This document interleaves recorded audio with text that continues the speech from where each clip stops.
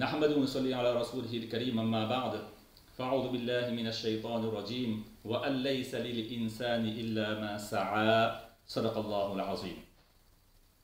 Ravi et content de vous rencontrer dans cette nouvelle vidéo pour partager avec vous l'explication d'un verset du Coran où Allah Tabaraka wa Ta'ala nous informe comment il va nous récompenser et rétribuer le jour du jugement dernier. La dernière fois, on avait vu comment Allah Tabaraka wa Ta'ala nous jugera le jour du jugement dernier.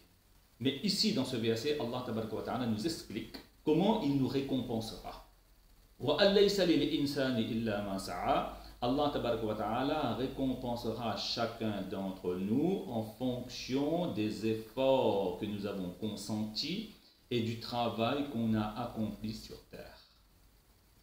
Allah Tabaraka wa Ta'ala ne nous récompensera pas en fonction du résultat de notre travail et de nos efforts. C'est la meilleure façon de récompenser. Voilà pourquoi, si nous sommes des éducateurs, c'est-à-dire si nous faisons partie des parents, des enseignants, eh bien, il faut toujours féliciter, encourager, récompenser, rétribuer les élèves et les enfants en fonction de leur bon comportement, de leurs efforts et de leur travail fourni, plutôt que de les féliciter et de les récompenser pour le résultat qu'ils ont obtenu.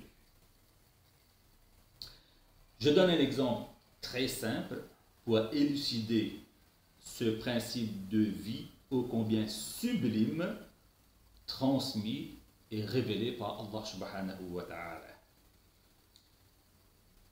Si deux enfants ou bien deux élèves sont en train de jouer un jeu, à la fin, l'un gagne, mais après avoir triché, et l'autre perd parce qu'il a été honnête. En tant que parent ou enseignant, il ne faut surtout pas féliciter le gagnant tricheur. Et surtout pas blâmer, reprocher le perdant honnête en lui disant par exemple, voilà, eh bien celui-là, il a été beaucoup plus rusé, beaucoup plus malin que toi et tu t'es fait avoir une nouvelle fois. Non. Dans ce cas précis, l'éducateur doit reprocher le gagnant d'avoir triché et encourager le perdant d'avoir été honnête dans le jeu. Donc, nous voyons par là que c'est un principe merveilleux. Pourquoi? Parce que si nous allons commencer à féliciter le gagnant tricheur, qu'est-ce qui va se passer? Le tricheur demain, parce qu'il a été encouragé, il a été félicité. Donc demain, il va devenir un menteur. Puis, il va devenir un voleur. Puis, il va devenir un tueur. C'est-à-dire, il aura un mauvais avenir